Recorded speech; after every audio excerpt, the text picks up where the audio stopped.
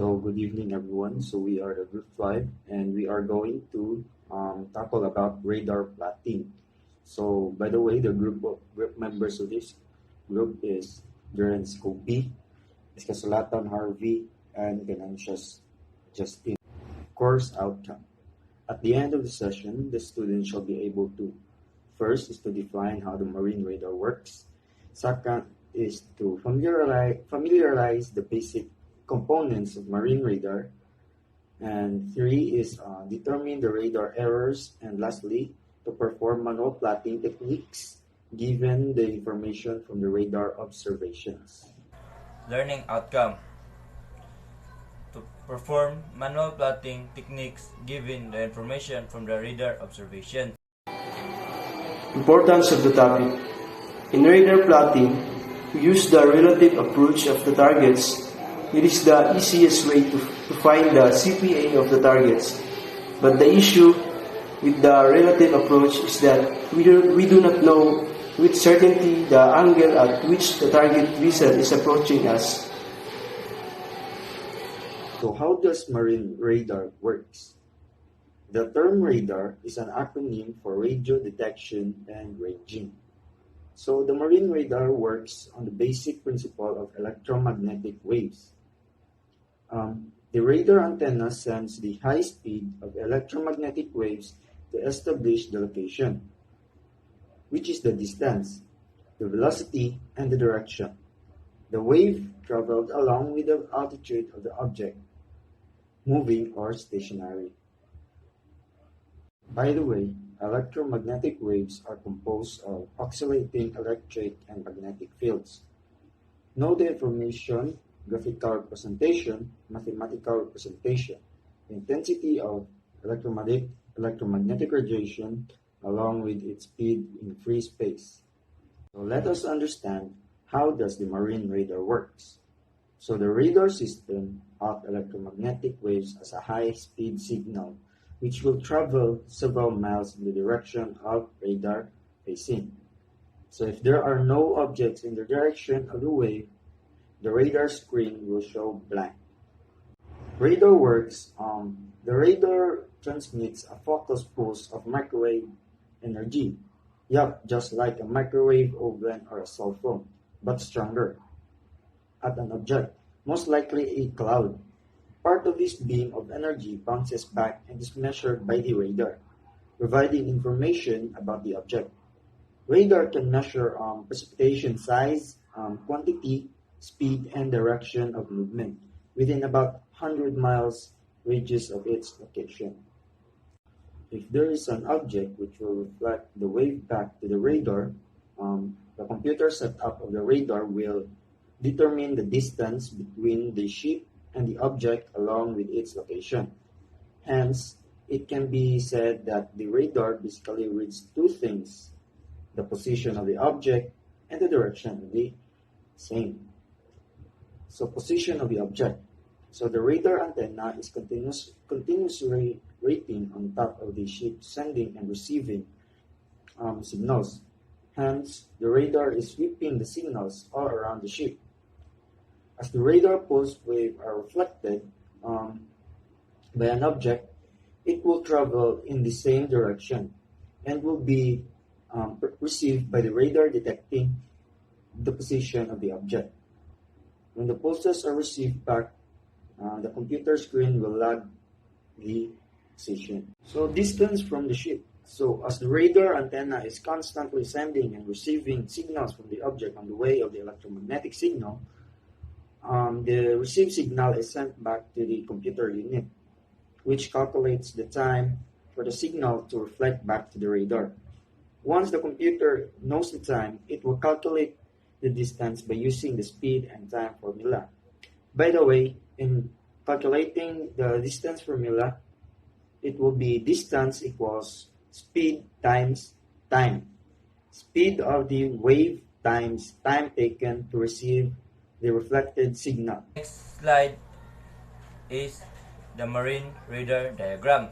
So as we can see, there is a picture of a marine radar diagram. So the basic components of marine radar are shown in the below diagram. So here we can see an first is the object, next is an antenna, and next is a waveguide. We can also see a transmitter, the plexer, receiver, a radar screen, signal processor, master clock, and a modulator. So as we can see, there are many parts of a marine radar, and all of it is used for us to work the marine radar. So hello sir, I am Cadet Lorenz. As the next slide is all about the uses of the marine radar. So number 1, the first use is to calculate range and bearing of a target, and thereafter use the information to determine the speed, the course, and etc. Number 2, integration with the other shipboard equipment such as ECDIS to derive precise data. Number 3, navigating on vessel and her course with regard to the collision avoidance. 4, fixing the ship's position using terrestrial objects such as lighthouses, buoys, and etc. 5, differentiating between targets in high traffic density areas. 6, determination of weather to an extent. 7, use by BTS in controlling coastal traffic. 8, usage of features such as parallel indexing to ensure safe navigation.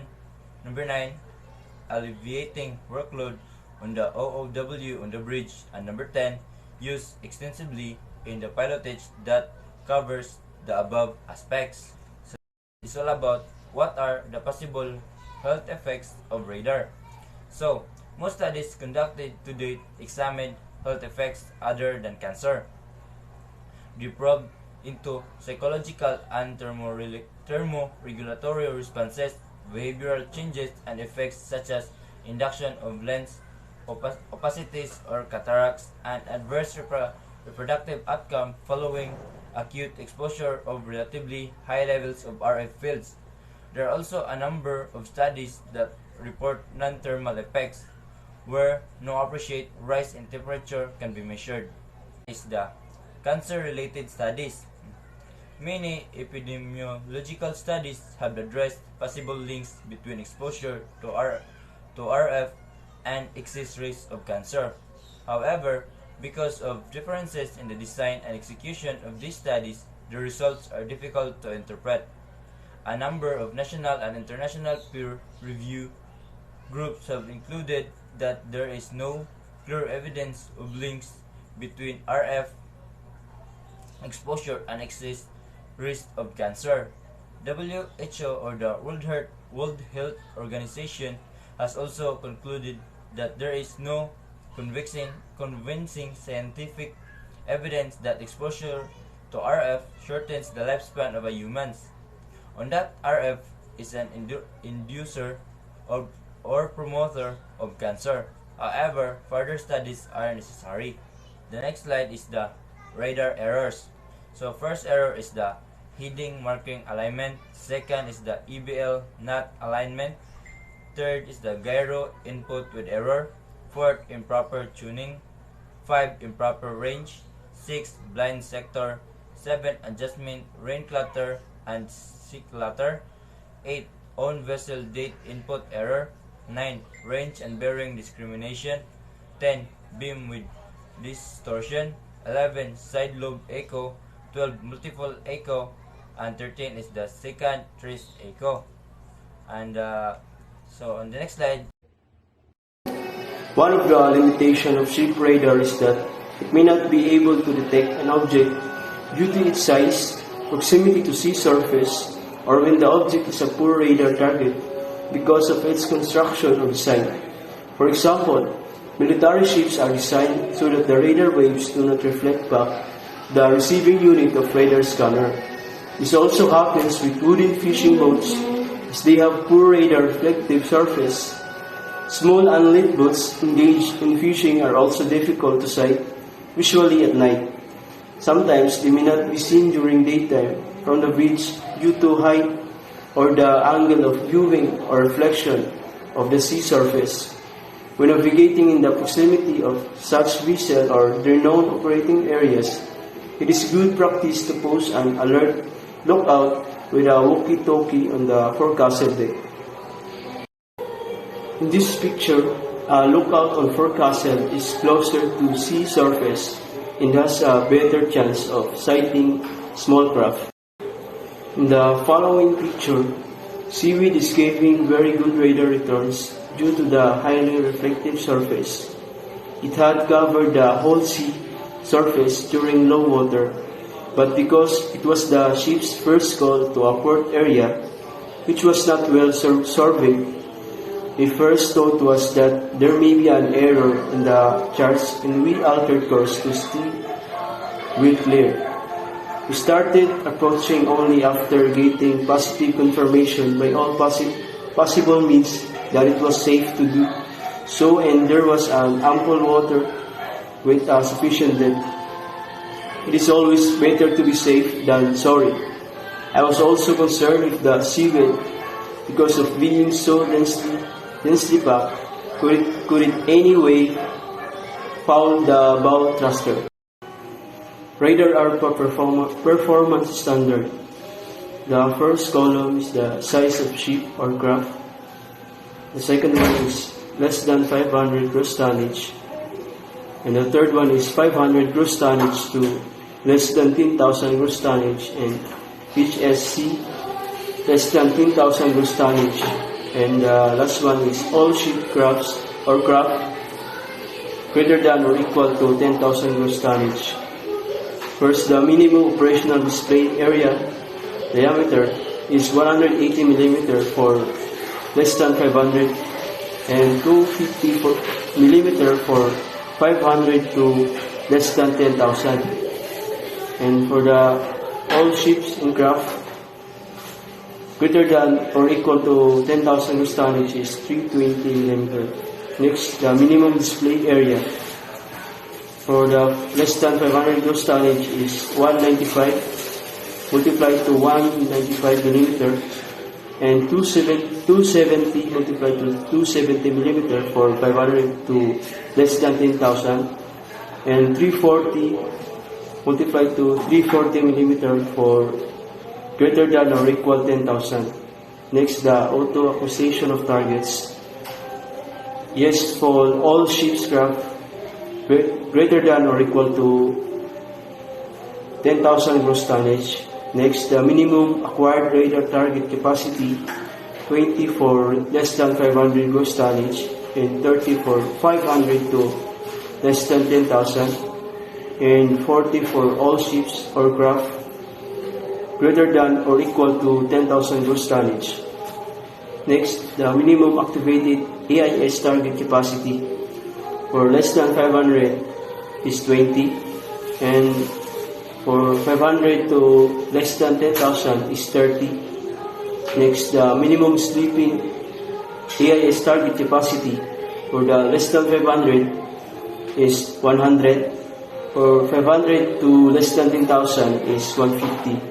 And for the all ships or craft greater than or equal to 10,000 gross tonnage is 200. Next, the trial maneuver is required for all ships and or crafts greater than or equal to gross tonnage. Difference in the performance requirements for various sizes or categories of ship's crafts to which SOLAS applies. The requirement contained in this table should be met as specified for X-band and S-band equipment. The first column, the target description, and the second column, the target features, height above sea level in meters. The third one is the detection range in nautical miles for X-band and for S-band. Shorelines, the target feature is rising to 60 meters. The range in nautical miles for X-band is 20 and for S-band is 20. Next, shorelines rising to 6. The range in nautical miles for X-band is 8 and for S-band is 8. Next, shorelines rising to 3. The range in nautical miles for X-band is 6 and for S-band is 6.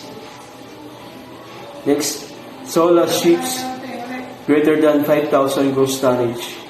The target feature is 10 meters and the range in nautical miles for X-band is 11 and for S-band is 11. Next, the SULAS ships greater than 500 gross tonnage. The target feature is 5.0 and the range in nautical miles for X-band is 8 and for S-band is 8. Next, the small vessel with radar reflector meeting IMO performance standards.